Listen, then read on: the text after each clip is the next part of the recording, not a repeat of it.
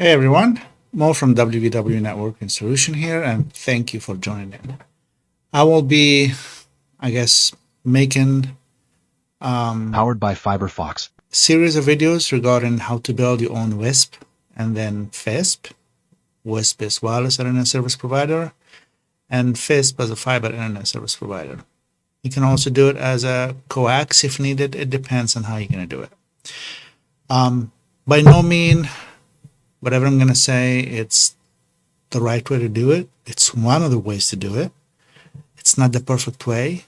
There is other ways. Feel free to learn from others. But it's my way of doing it and it's been proven working. So, the hardware that I'll be using, that is up to you to use what you want.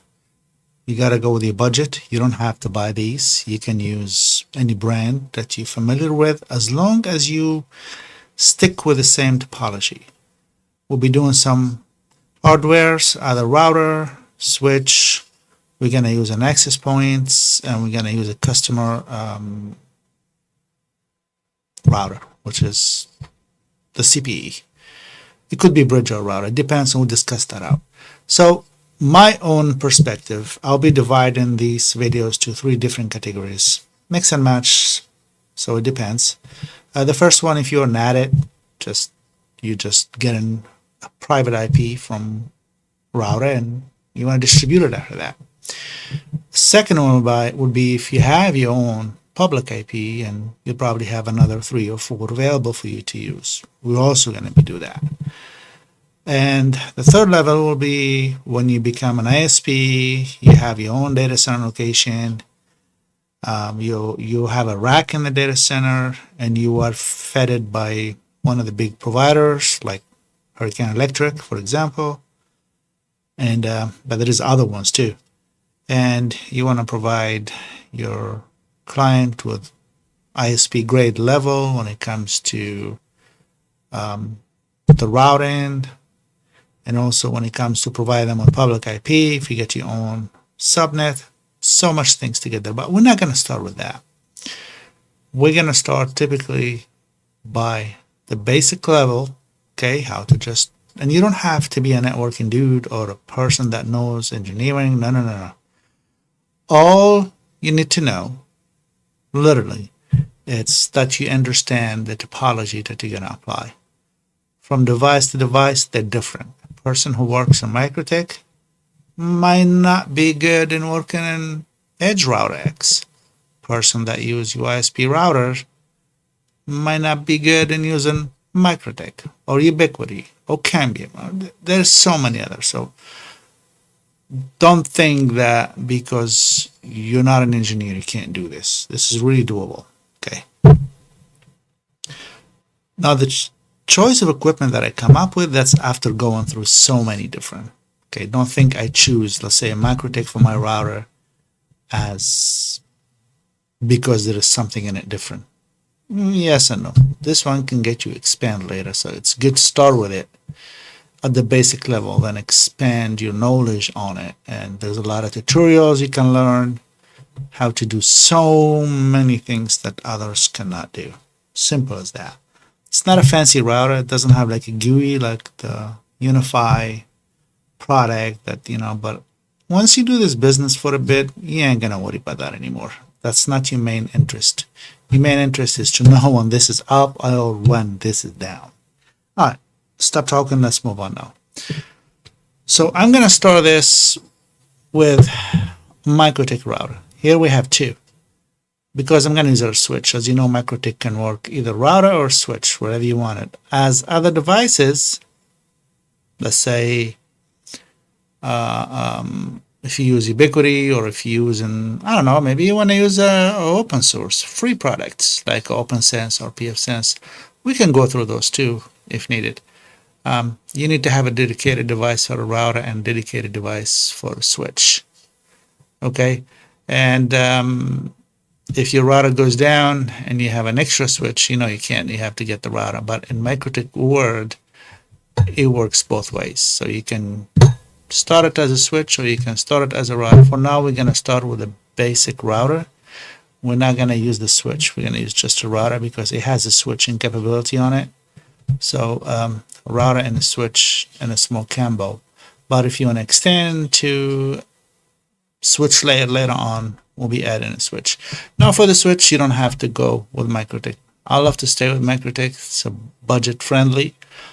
But if you like me, you have some other stuff laying around like Cisco, Dell, UISP, whatever is that gear.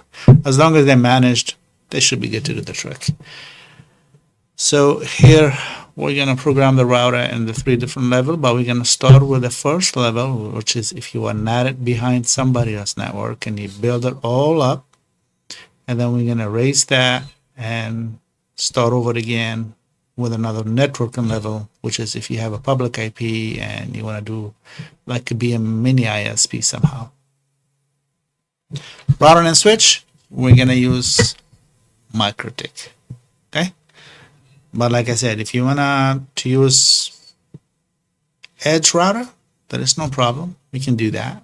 I mean, if you really want to do that, we can do that. You want to do the USB router, we can do that. But just remember, they're limited, so you cannot expand it later. You have to take it out and buy a product that will do what you need to do at your own level. Okay, let's move on.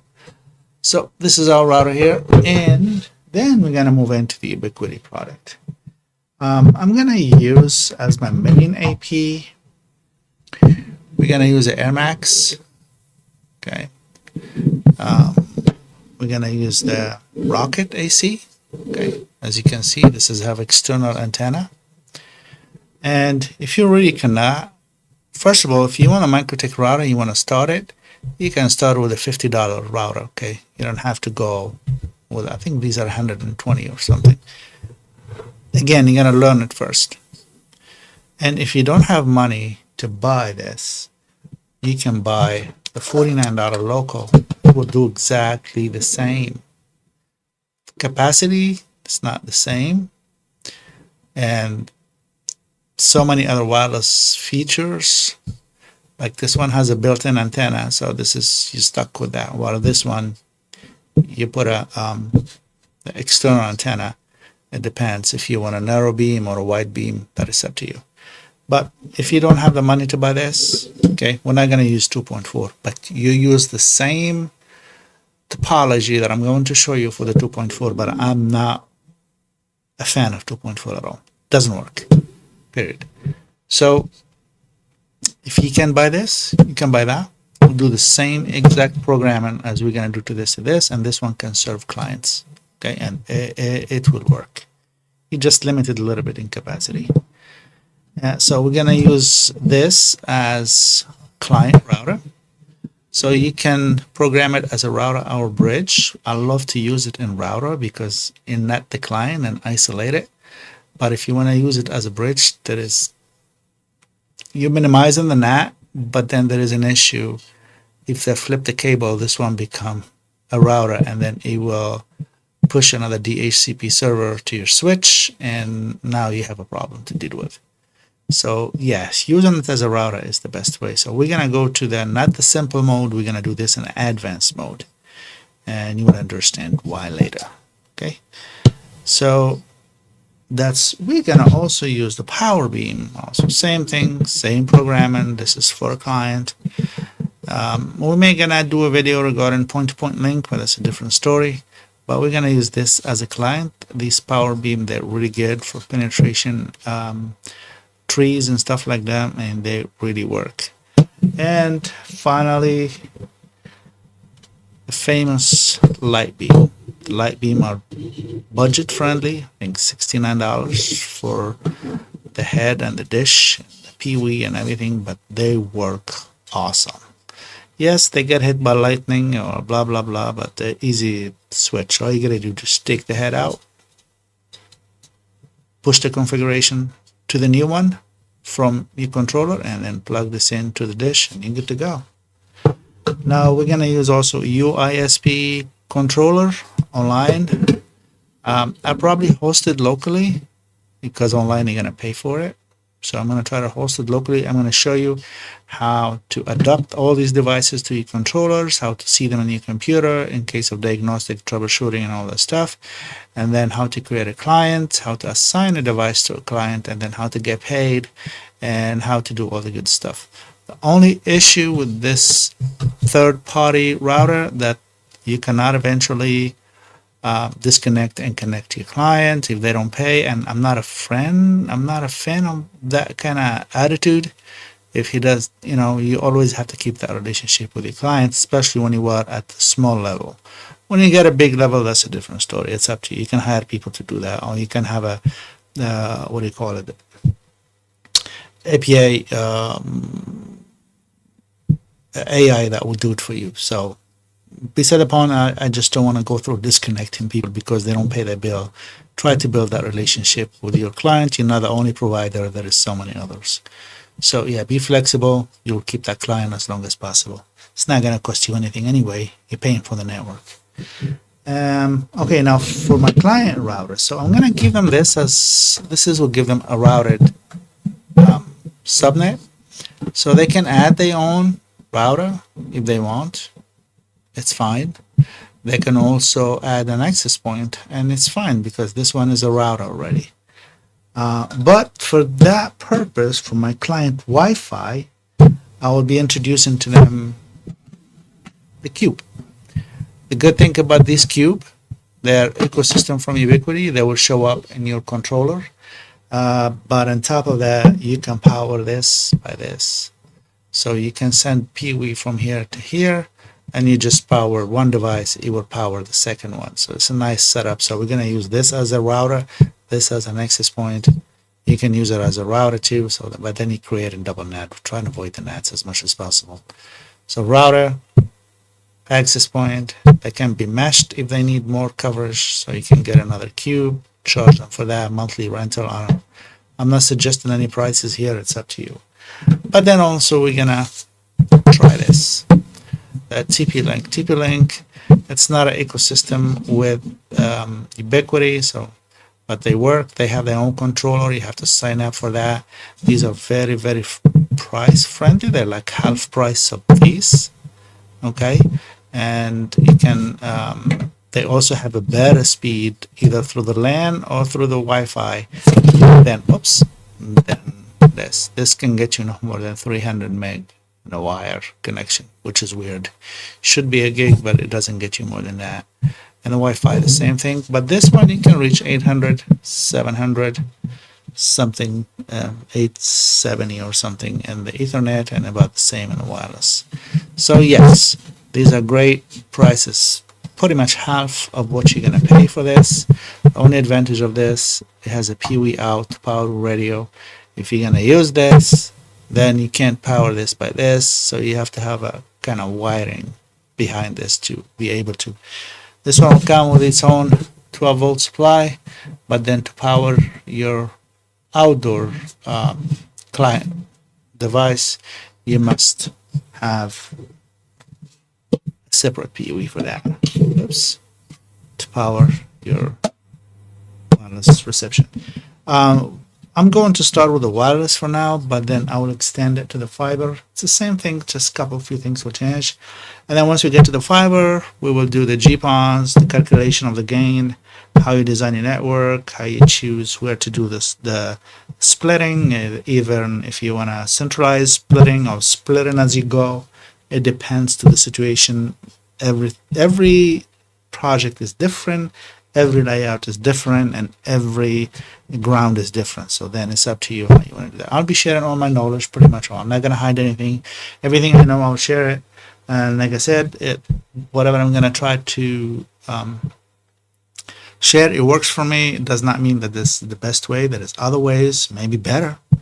But then at least I'll make mine available for whoever is interested to start something. And if you need any assistance, just feel free to either put a comment, or you can reach me directly if you need to from my email address.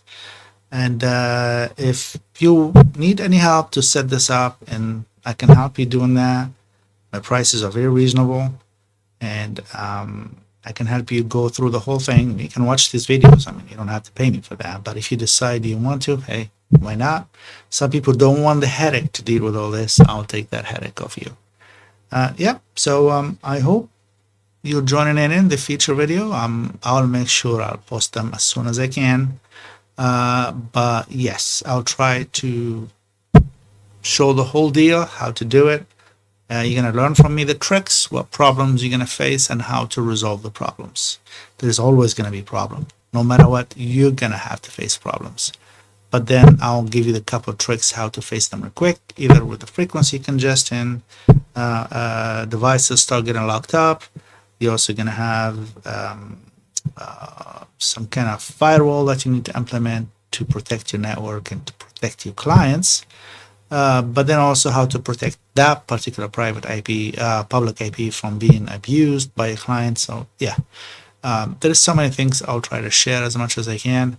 And if anybody has any suggestion, hey, I'm willing to learn from you guys. And I'm not trying to teach anybody. I'm just trying to share my knowledge. And like I said, somebody has to take over in this world. People have been here before us, and people will stay after us. So I don't want to be gone, and whatever I know will be gone with me. That's not right. It's not fair. So same as I learned it from somebody. It did not come up to me when I was sleeping how to do these things. I learned it from somebody, and I'll give the credit to whoever I learned from along the way. Yeah. So if you're willing to visit there, I'm saving you the search. If you want to visit their accounts and see how they do other things and how I was able to implement it to this, that is up to you. Hey, I'm going to cut this one right here. I'm not going to go any further on this because I talk a lot. And if you have any question, or if you want to learn anything, or you have any suggestion, feel free to contact. And please be respectful. If you think that I'm doing it wrong, you don't have to be rude. You can be the nicest person to pass your message without being rude. Because if you're gonna be rude, then you don't need to be here. Go ahead and make your own YouTube channel. All right, gotta go. So this is what we're gonna face soon, and be prepared. You can get yours at eBay. I think my first one, they were like $30, $20, $25. They were 100 meg, but it doesn't matter. It was a way for me to learn how. There is a lot of videos about MikroTik, but not that many of them about ISP implementation in the real world. I can do this in a lab through the GNS, but then it's not gonna work the same. There is so many things. The response. Sometimes you have to unplug to get that configuration. Sometimes it get locked up, you'll lose your router. So yes, but there is a way to fix them. So yeah, all these things, we're going to go through them, and we're going to find out how to dodge all these problems. And yep, that was it for now. More here from WVW Networking Solution, and we'll see you in the next one. Thank you for watching.